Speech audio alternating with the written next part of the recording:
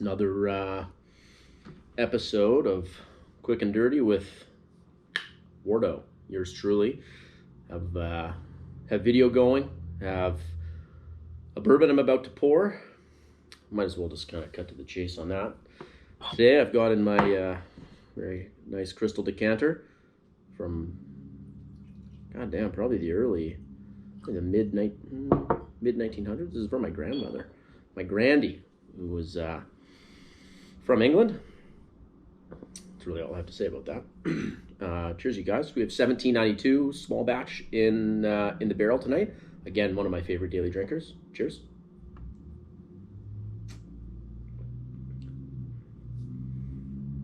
God damn, that's good.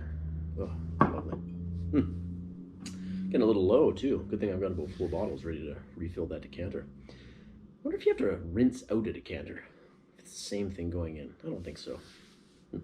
Anyways, housekeeping items. Thanks for all the sciatica low back messages. Appreciate that, you guys. We're going to talk a little bit about that tonight. Another thing that I thought I'd bring up, my good friends at Microgenics. I got the Clarity capsules here in front of me. These are micro dosing capsules. There is lion's mane, reishi, chaga, ginger root, and psilocybin in here. Just 0.125 of a gram, so nothing, you're not feeling this at all. If you feel anything from this, it's probably, well, it's many things, especially if you suffer from anxiety, depression, you got a lot of shit going on, you're just sick and fucking tired of COVID, anything like that. These are excellent. Lion's mane, reishi, chaga are all excellent, normal non-psychedelic mushrooms that I would say that they're very good nootropics, I would say.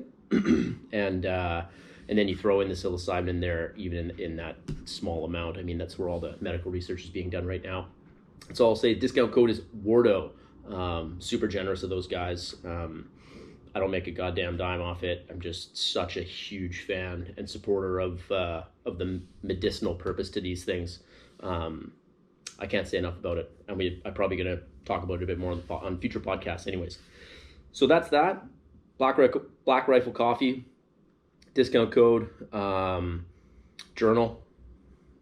I mean, what more can be said about the Black Rifle Coffee boys? American and Canadian sites open to us.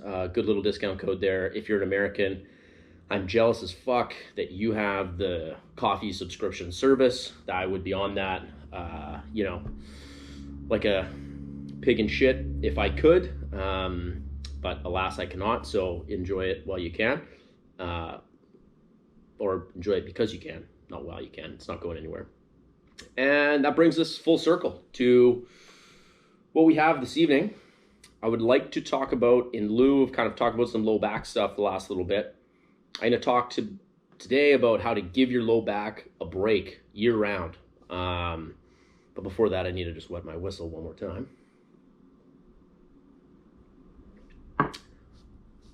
And by that, I mean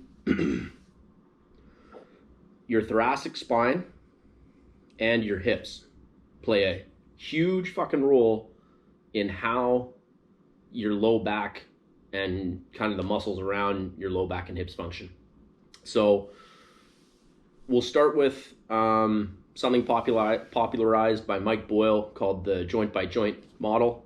I've given him homage to that. That's a huge launching point, I think, for a lot of like clinical decision making, trainer decision making, so on and so forth. And essentially, this is going to make some sense to you guys. The body works in an alternating fashion of stable and mobile joints. You can just Google search joint by joint and then images, and then you'll see blue and green circles probably come up. So if we start at the foot must be stable. If your foot is unstable and weak, then you're gonna have a terrible time on the ground. That's why some people who've talked to me about foot stuff in the past little while, I just start them with some basic shit to try and strengthen their feet and their lower leg in general. And that's going to help support. So a stable foot. The next joint above that, we're just going to call the foot one joint. I know there's a lot in there. The next joint above that is the ankle. That is a mobile joint. Mobile being it moves in many different planes, right? Then we go up to the knee. the knee is a stable joint. It's a stupid joint. It's a hinge joint. It just goes back and forth. It flexes and extends. That's what the knee does. We then move to the hip. That is a very mobile joint. It moves, or at least it should move, in all sorts of different planes, and you should have control over those planes, so on and so forth. You then move from the hip into the low back, and now the low back should be stable. We don't need it so stiff that there's no movement in it altogether, but we also, we can't have it taking the place of movement for our hips. Then we go above our low back being L1 to L5. Those are our lumbar vertebrae. Then we go to T1 to T12. But essentially, those mid-thoracic vertebrae, they need to be mobile. And we'll talk about why in a second. So again, if you have, so you get the CT junction, which should be stable, which is kind of the base between the neck and the thoracic spine. And then you have the neck should be mobile. Move out to the shoulder, that is obviously a mobile joint, so on and so forth. Scapula should be stable. I'm not going to get into the upper extremity. It gets a little more confusing. And today we're talking about kind of how to give your back a break, your low back a break. So if we also look at the anatomy of the thoracic spine, the facet joints, and you can look this shit up if it's too nerdy for you, kind of sit in a parallel plane to you. Like if you're facing straight forward and you just put your hands up in front of you like a stop, and if you're watching the YouTube video of this, it makes more sense. But if you put your hands up in front of you, that is the plane in which the facet joints basically sit on your thoracic spine. If you put your hand up in front of you and have it like a knife edge, like you're gonna karate chop something, if you hold it that way, that is the way in which the lumbar spine facet joints sit. And now if we think of rotation, so rotating around, those facet joints in the low back do not facilitate rotation. What they want is flexion and extension, right? So, and then in our thoracic spine, there's not a lot of, you can flex, that's fine, but there's not going to be a lot of biomechanical joint extension in the thoracic spine, just collectively, 3-4 degrees between each joint, globally more like 15-20, if I'm remembering that correct. So what I'm trying to get at is if you have lost the rotational component of your thoracic spine and your hips have gotten very stiff and you have shit internal and external rotation, as you go to twist and walk about and just daily activity wise, you are going to have to pick up rotation in the lumbar spine. And as I said, the facet joints in the lumbar spine do not want to be rotated. It's not that they can't rotate a little bit, it's that you don't want them excessively trying to rotate, because what's going to happen is they're going to stiffen up, and then eventually more and more kind of bad things can happen, but we don't have to quite get into that. So what we want to do is leave the fucking low back alone and really hammer home on your thoracic spine and your hips and stop.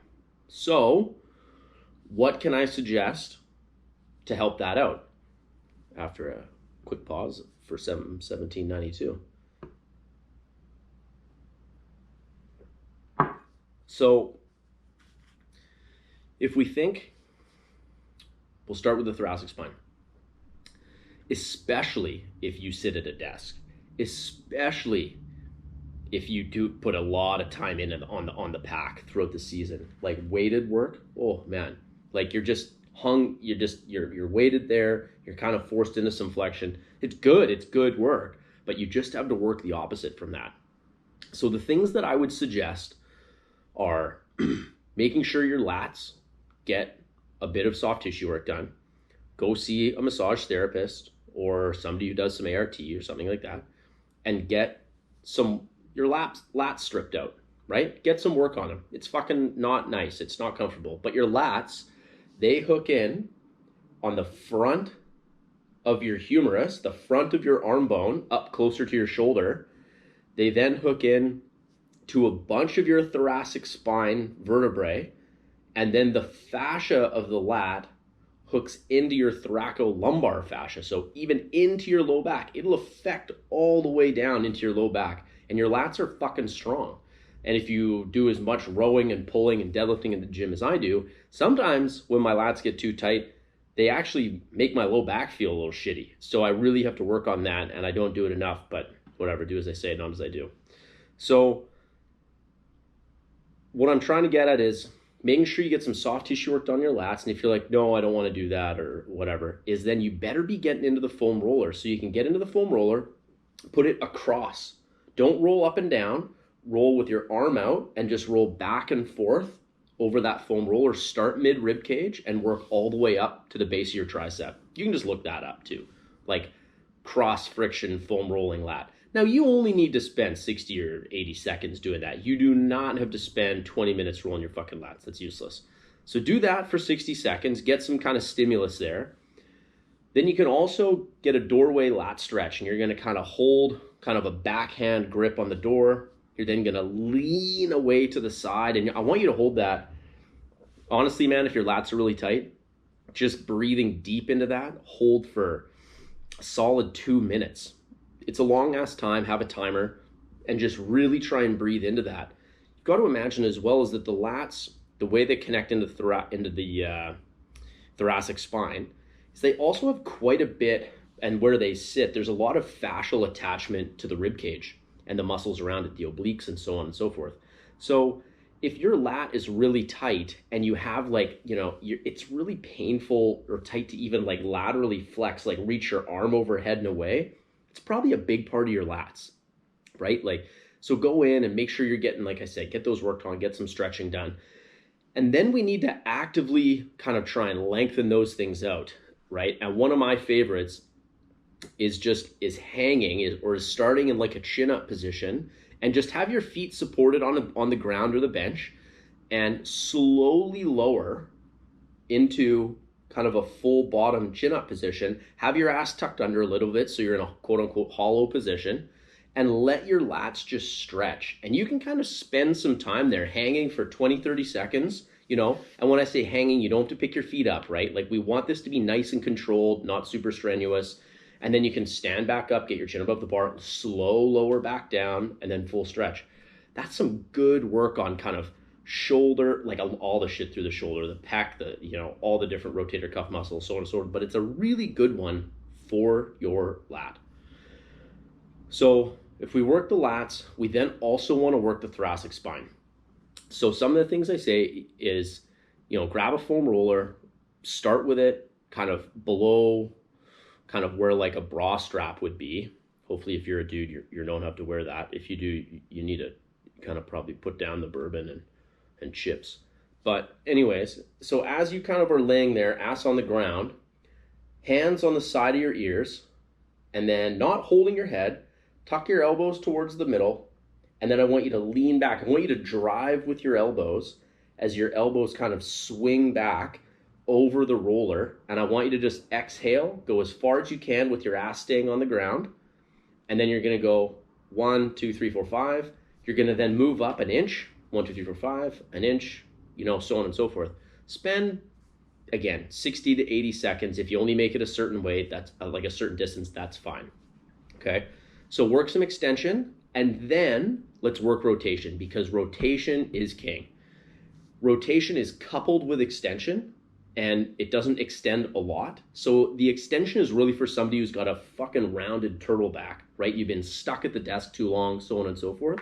If you have a pretty flat spine like me, which isn't great, by the way, for lifting heavy things, it's much better to just skip the extension altogether and just work on your rotation. So what I would say is head into kind of tabletop or quadruped position, rock your ass back to your calves, put your right hand in the small of your back, and then with your left hand, with your left elbow pushing away from the ground but staying on the ground, rotate as far as you can, and you're gonna just kind of go as far as you can and then come back to the ground, and then slowly go as far as you can. And as soon as you feel that first barrier of tension, like, just make it easy on yourself, stop, take a big inhale, exhale, push a little further, do 5 to 8 of those exhales and then switch to the other side. This is just a T-spine rotation, rock back T-spine rotation. Easily find that on YouTube.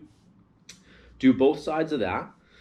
And honestly, that's all I would really need to do. There's definitely more stuff. And if you got pain with a lot of these, and you got to get somebody to look at your shit, right? Like, you just got to figure it out. So, but those are some easy ones that I would start with.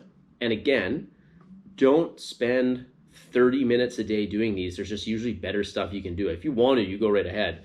But this is 5 minutes of just chipping away at this stuff for a few months if it's really stiff, couple months if it's not, month if you're pretty good.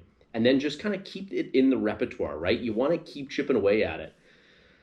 One thing from the golf world that I really like is the only 2 areas of your body that don't have an off season are your thoracic spine mobility and your hip mobility. And that is so true, because just lumbar spine, low back pain is just so debilitating, which a lot of you guys know. So let's move to the hips. Now, lots of different stuff here. A lot of different ways to skin a cat with this one. And what I would say is the thing that I enjoy the most, if you just looked up a 90-90 hip flow, then that would probably be my best starting point. And that's going to be kind of hands back, sitting with your legs at 90 and 90, and you're just going to rock those legs side to side and just kind of try and relax. It might be a little bit hard, might be a little stiff, might be a little painful, might not look as good as the video, but just work on it. From there, you can kind of work the hands back and forth, you can work the legs back and forth with your hands behind you. I would then probably try and get to hands so you're not using your hands and you're rocking back and forth. Then I would work on something called a shin box get up and then slowly lowering down. This might take you 3 or 4 months to get the hang of this stuff, by the way, guys. Like, if your hips are really stiff and painful. If this is really freaking painful too, you probably need to go see somebody about it, because sometimes you can have some hip pathology, cam deformity, pincer deformity in there, and you might want to stay away from some of these things. You just got to strengthen your hips up more. Anyways, so that's kind of the thing that I would work on, and honestly, that might be it. But if you're like, oh, I really want a little bit more, then I would start to look at, like I've talked about before, hip airplanes.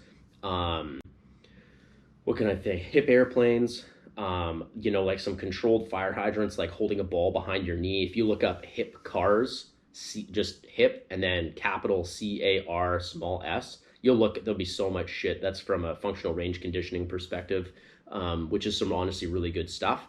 Again, it's not the end all be all, and I wouldn't spend an hour doing this shit every day. I would spend 5 minutes working on it, even if you just did one hip the one day and then the other hip the next day, and just make it a habit until you're like, man, this is feeling pretty good. And then you can just kind of chip away at it over time, just maintaining the bare minimum. You guys, that's the kind of stuff that I would say, that's just like the mobility aspect of keeping things nice and loose. And there's some ranges in there that you might want to hit, but honestly, I'm not even going to say them, because you should just work on this stuff all the time, especially coming out of winter. And the low back, like I said, takes such a shit kicking if the hips and thoracic spine are very tight, especially if the hips are very tight. So just pay some love to that stuff, and your low back will thank you for it. Not to mention, you'll just feel better. You won't get that like stiff old man gait. Anyways, that's all I got, guys. Quick and dirty. Appreciate it. Appreciate all the messages, and keep them coming, and I'll keep pumping them out. Ciao.